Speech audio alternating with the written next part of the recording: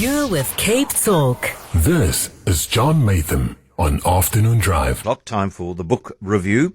The thriller is yet another from an increasing pile of great Australian thriller reads. This is also a debut. I think I've probably reviewed in the last several months 4 or 5 debuts from Australian thriller writers which have thrilled me to my core.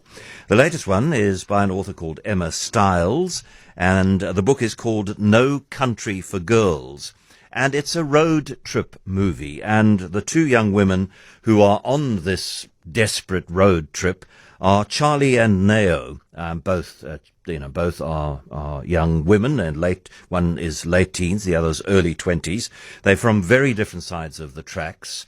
They are from different cultures. They are from different ethnic mixes. Nao has an Aboriginal father. Charlie comes from, kind of the back streets and people who eat and drink and fornicate and hit each other a lot. And they meet one dark and very, very hot night, and there is a dead body and there is a bag of stolen gold, because they decide that each or both collectively could be found guilty of the murder, so they decide to flee, and they steal the victim's lime green twin cab ute, Bucky, in other words, and they discover that there is a bag of stolen gold under the passenger seat. And so they set off on the Great North Road of Australia, just a road that goes from somewhere to somewhere through many thousands of kilometers of nowhere.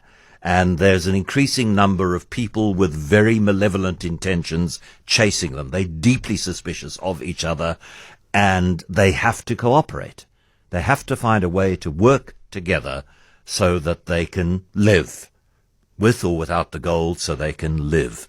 It's cracking stuff. The dialogue is sparse and authentic, and the descriptions of that extraordinary vast land of dry, hot nothingness that is the inner plains of Australia is beautifully done, and just incident piles on incident, and the action is non-stop. Thoroughly enjoyed it. Look forward to the movie or the television series. No Country for Girls by Emma Styles. And then the more literary book is one that was written in 2012 and published in Ukrainian, and it's only recently been published in English, and it's by the Ukraine's greatest contemporary writer, Andrey Kurkov. And I am at the moment going through his diary of invasion. He said that when the Russians invaded Ukraine, he said, that's it, I can't write fiction. In a world like this, I cannot write fiction anymore. I will not write fiction until the horror that is real life in my country is changed.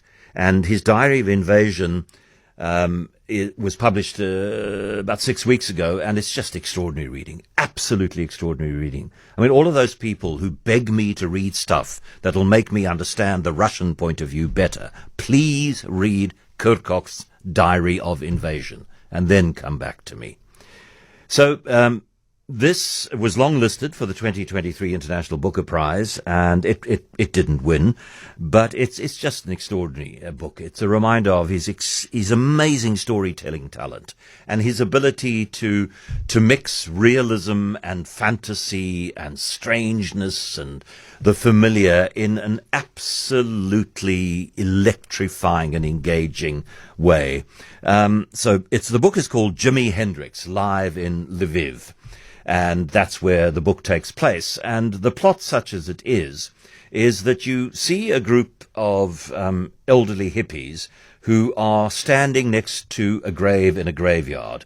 And the idea is that in the grave is Jimi Hendrix's left hand, the one that was so important in his guitar playing. And that left hand was smuggled out of the US by the KGB after Jimi Hendrix's death.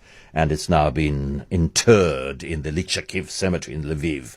And there are all sorts of fascinating and fabulous characters. There's a retired secret policeman who's been given the job of spying on these hippies. Only problem is he's an absolutely fanatical Jimi Hendrix fan. So all he wants to do is join in. And the young hero, if there is a hero, is a bloke called Taras, who his job is to treat Polish kidney stone patients. So what he does is he drives them at night through the cobbled streets of Lviv, and being bounced up and down like that shakes the kidney stones out of their kidneys and solves their problems. And it's all this absolutely fantastical group of fascinating people doing things that make you laugh, make you a little sad sometimes, because they're animals and they're smells and they're all sorts of completely fantastical creations. And there is this love story to the city of Lviv, which has been part of Poland. It's been part of the Austro-Hungarian Empire. It's been part of the USSR, very much now the center of a modern, independent Ukraine. And the book was written when Viktor Yanukovych was the president of Ukraine, and considerably more despotic and considerably more corrupt and considerably more to the taste of Vladimir Putin than the current president is. So, it's a throwback to, whereas now it's somber and winter in Ukraine, this was winter, and this was summer and fun. It's delightful. Jimi Hendrix live in Lviv by Andrey Kurkov.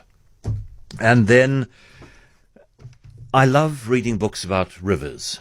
All of the great rivers of all of the continents have had books written about them. Michael Main's wonderful book about the Zambezi River is one that comes to mind. The Thames, Simon Winchester's book about the Thames. There have been books written about the Danube, about the Yangtze, about you name it, there's been a book written about it. Some of it have been just stories of the history of the river. Others have been stories of intrepid adventurers going down that river. And the latest, and such a good addition to this kind of mini-genre, is a book by travel writer Leon McCarran called Wounded Tigris, a river journey through the cradle of civilization. And he travels down. He doesn't travel alone. He travels with his partner, and he travels with a filmmaker, and he travels with fixers and translators and guides, and he swaps them out as he moves through the different areas through which he is going down the Tigris. And a lot of the time, they have to get out and walk, because a lot of the time, one of the huge problems facing the Tigris is the fact that it's being dammed and the rain isn't falling, and it's one of the worst examples of climate change, the most scary examples of climate change that you can imagine. Starts in eastern Turkey, and there is a cave in eastern Turkey which has an engraving on the cave wall of Shalmaneser III, who was the king of Assyria between 859 and 824 BC. That's how far back this history goes. And the Tigris takes you through some of the most troubled parts of the world, takes you through parts of Iraq, and it takes you to the horrors of Mosul, and it takes you to where Iraq's Yazidi population was slaughtered in their tens of thousands.